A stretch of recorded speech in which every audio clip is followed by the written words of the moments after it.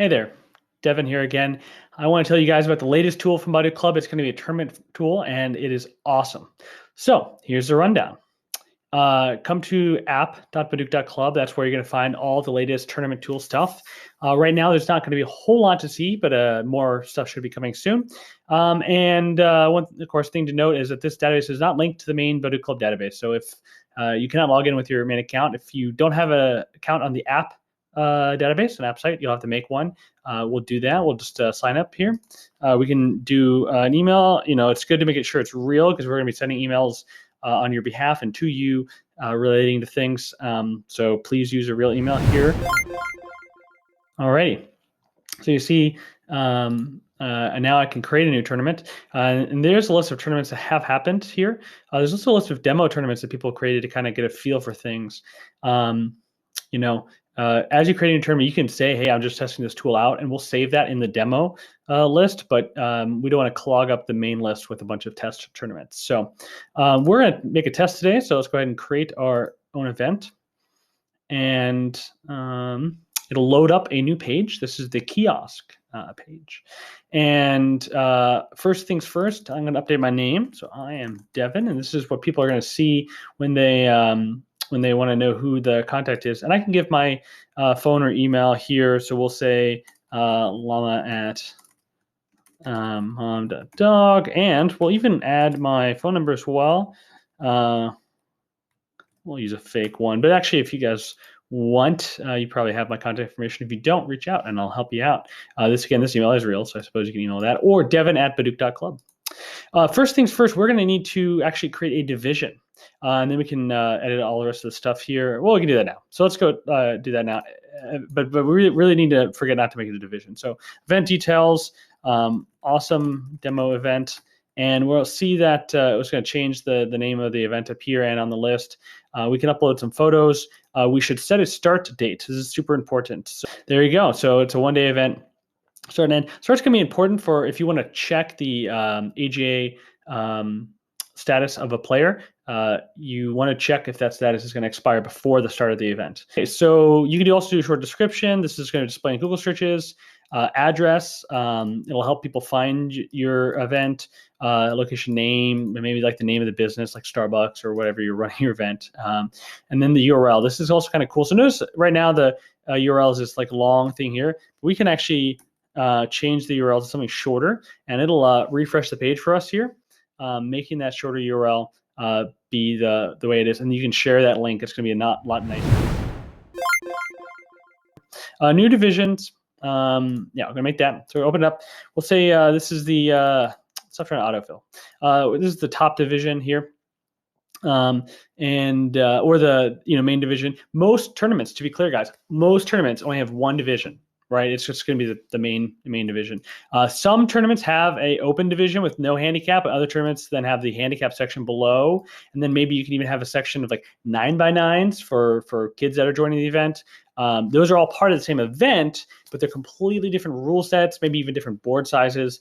So that's what a division is. It's different than a section, which might be a Q or Don division within a main event. And we're not going to set the max players. Again, if you want to do an open division with only 16 players max, you can do that, or something like that to make it a certain way. We're not going to restrict ranks at all. And right now I've turned off the ability to restrict anything else, but soon I'll be adding that in. So let's go next. Okay, so Japanese time settings here. Maybe we'll do 45-minute main time and 30-second, 5 sets. Classic kind of time for tournaments. You don't have to fill these in, but they're nice to have. Rules, we could do a bunch of different ones, but we'll use AGA. Komi, classic Komi is fine. Board size, 19x19. Handicap, don't adjust. If you wanted to, we could do handicap -1. What that means is, and -2 as well. What that means is it's going to take whatever the handicap should have been. For example, if a 10Q played a 5Q, the handicap should be 5, and it turns that handicap into 4 instead of 5, automatically for all the different pairings, because the pairings will be done semi-automatically by the program.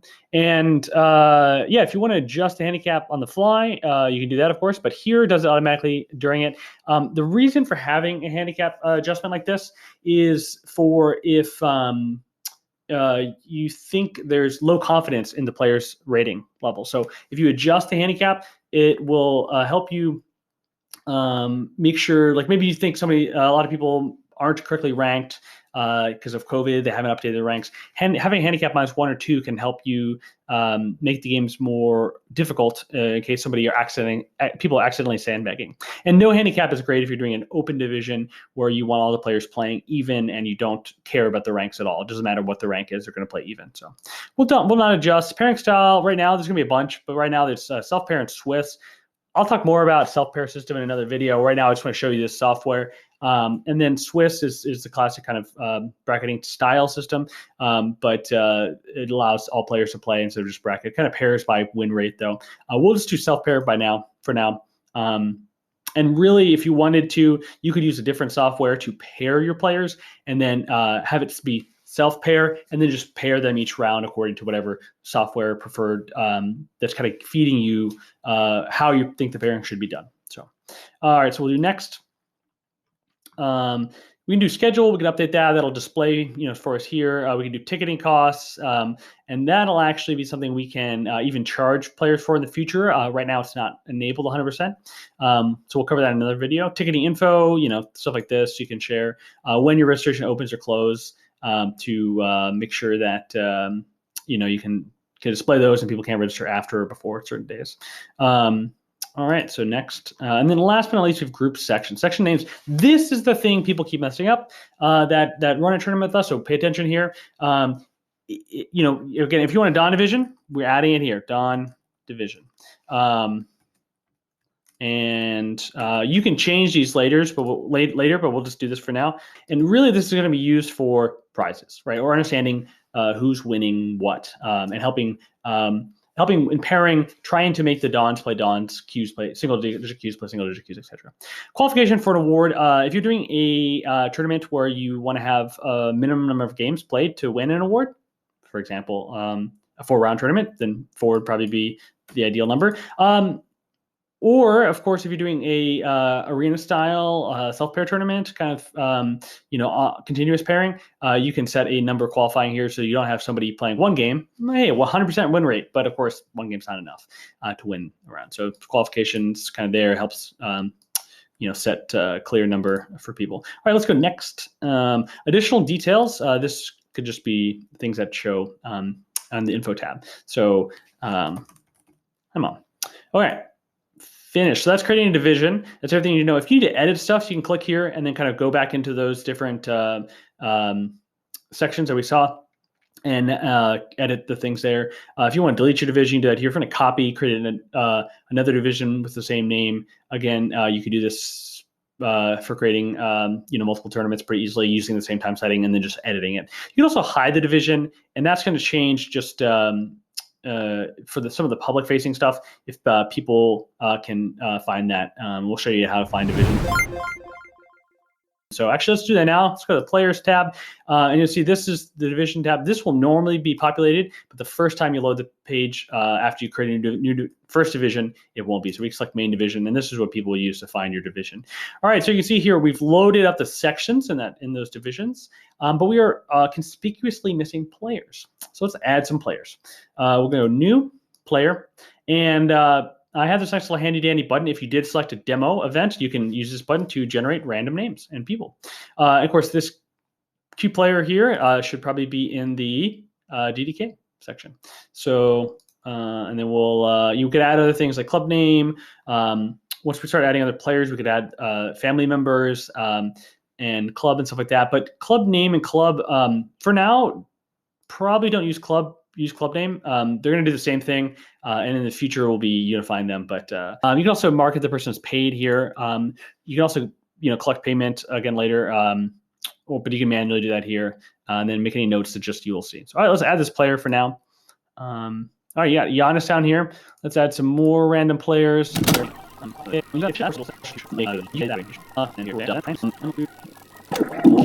can also upload a file. If you have done registration somewhere else and you wanted to upload it here, you can go here, choose file.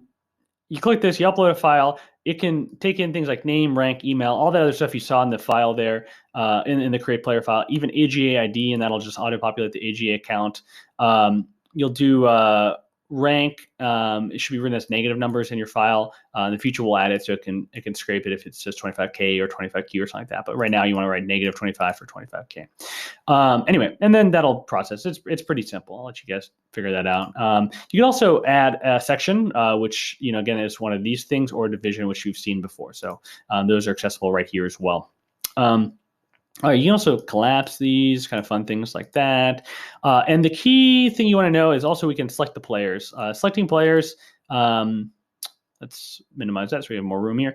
Selecting players gives us some more options. So just to show you the default options here, we can sort by rank. We can also change that to sort by wins and sort by name.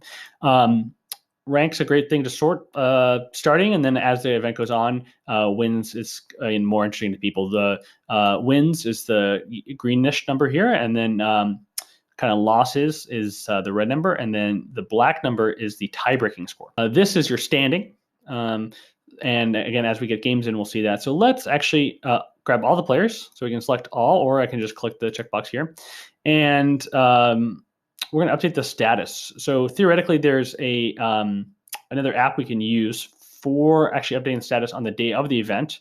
Not theoretically, there is, and it's going to be in the ticketing page. It's this scannable thing right here. Take your phone, scan this. It'll send you to this link, but the phone view is going to be a little bit different for you. It will actually allow you to see the list of players' names and check those people in. Take a photo of them, which is kind of useful. Go ahead and move these people all to available, and then you can show you pairing. You also hide unavailable, so if somebody isn't here, we'll put this person on a break. If they want to take a round off or something like that, and then it just shows all the people that are unavailable, which is nice. Oh, that are available. Helpful for pairing people on the fly. Right, so let's do pair all available, or again, we could select this and then pair selected, although we wouldn't want to pair Emma technically. Pair all available, and it creates a new little pairing tab for us over here. So we can navigate away if we want to do something else and then kind of come back to the pairing tab. But you can see here some notes to myself for improvements. Yeah, we got the pairings created. If there's an issue with the pairings, it's going to throw a little warning for us. You can hover over those warnings to learn more about them.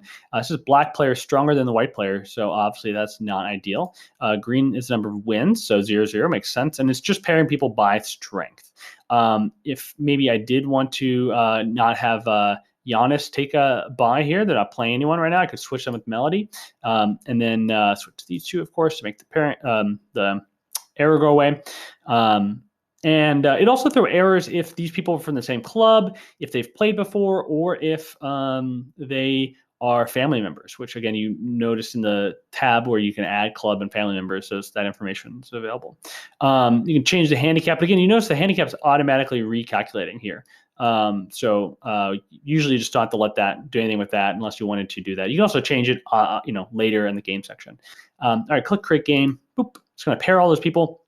You can see now these people have been paired. Nagash is playing Nagash. I have two Nagashes. I did not carefully look at that when I was creating players. Whoops, one is 2K Nagash and the other is an 8K Nagash. Should have not paired them, I guess, but oh well. And then we can see the game just by clicking on this pairing thing here. We can also see the list of games after they've been paired over by clicking this Games tab. And again, you can navigate to different divisions you had it. You can also see the finished games. There aren't going to be any finished games here, but you got Nagash versus Nagash, Dwayne versus Blake, and stuff like that. But yeah, so if we want to update the winners, we come over here.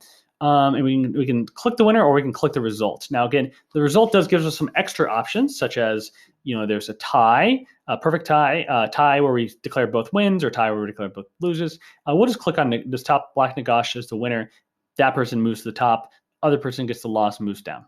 So Dwayne is playing Blake. So we can see Blake's been playing Dwayne for about a minute here. This time is nice. It kind of tells us what to expect for the duration of a round. Hey, if someone's been playing for, an hour and 30 and your time was 45 each, can I expect it's getting closer to the end? 2 hours is definitely getting close, stuff like that.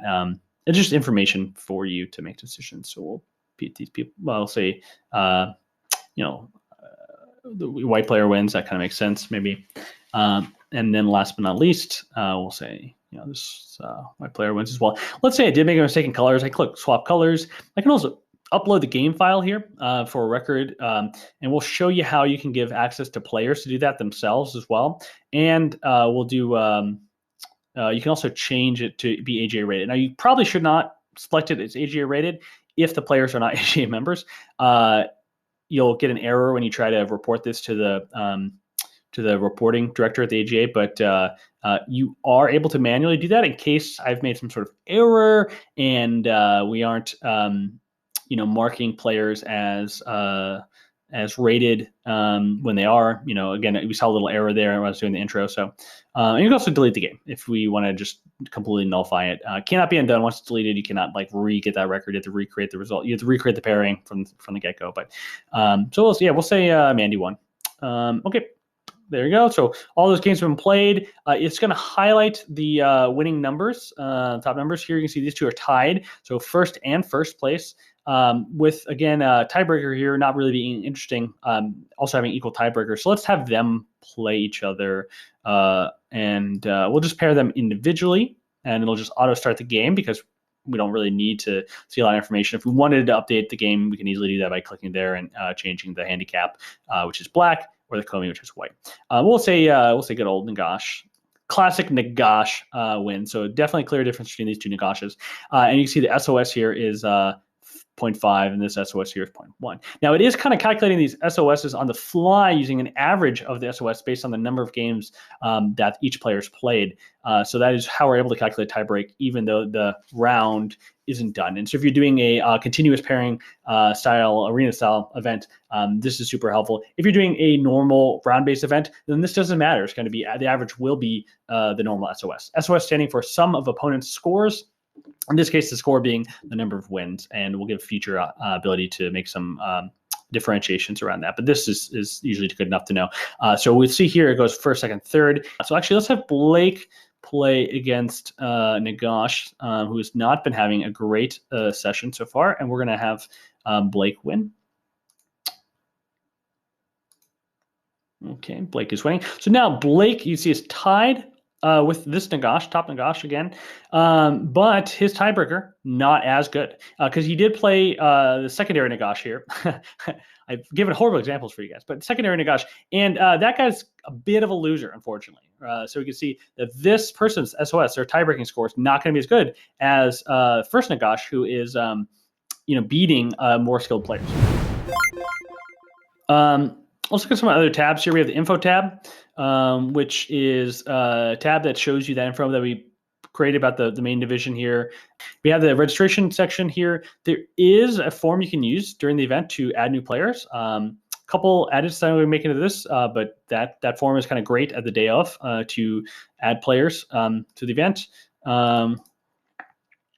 You have a payment section. So if you wanted to, you can connect your you can create and connect a Stripe account, and that will actually allow you to send money basically directly to your bank account. It doesn't even go through me.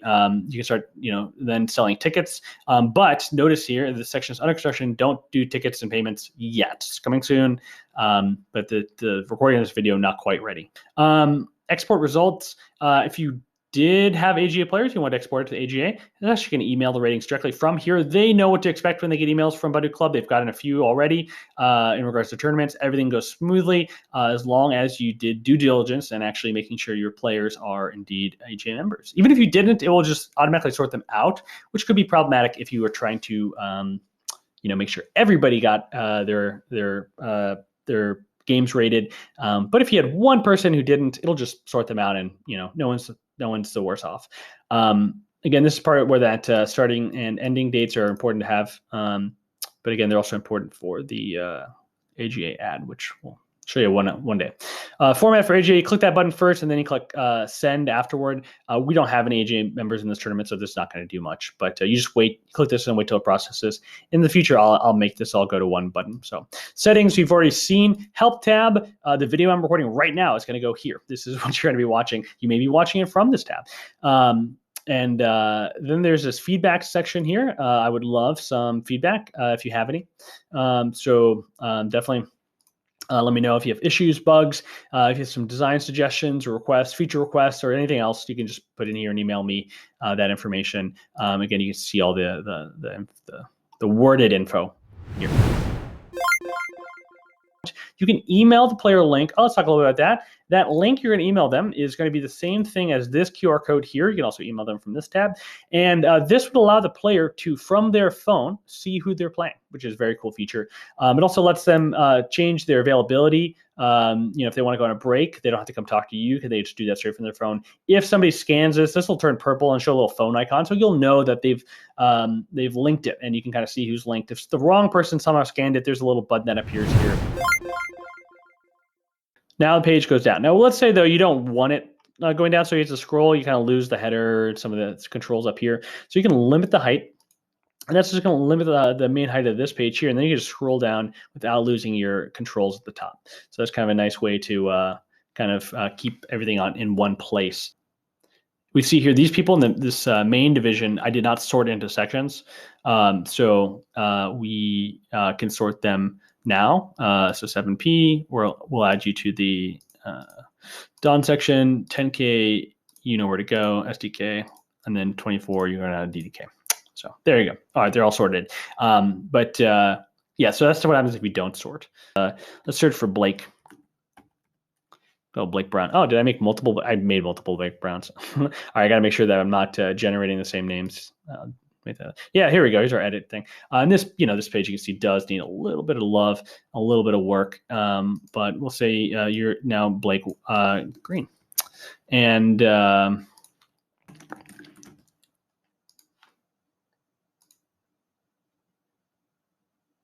alrighty, that is what we expected to see. So Devin here, you can see here's his AJ rating. He's part of the Columbus Go Club, and it's going to update that club information over here automatically.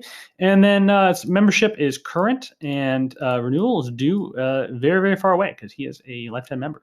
So it's automatically check play rated games. You can uncheck this if you don't want them to be rated later, but we have that. And if you want, if somebody day of says, hey, I updated my account, you can come in here and go ahead and refresh this info, and it'll pull in new info from the AGA database for you right there. You also see the games that they've played. Clicking here expands the games. You can update the information, who the winner was. Then it'll update the everything we're seeing on the other part of the screen, and the wins and stuff like that. So this is upload the file and all the different controls you have here. You also delete the player. You won't be able to delete this player until you've deleted the games, which there will be a button for deleting games here as well. Currently not visible for whatever reason. And yeah, that is it. Thanks so much, and good luck with your tournaments. You can also just click on Albert here, and we can either close that tab, we can move that so we can see, maybe what we want to be able to view on the screen by moving this around. Okay, so the people that you've played before are grade, and if you're currently playing, see that person, you can click on this person to get that person's fixture as well.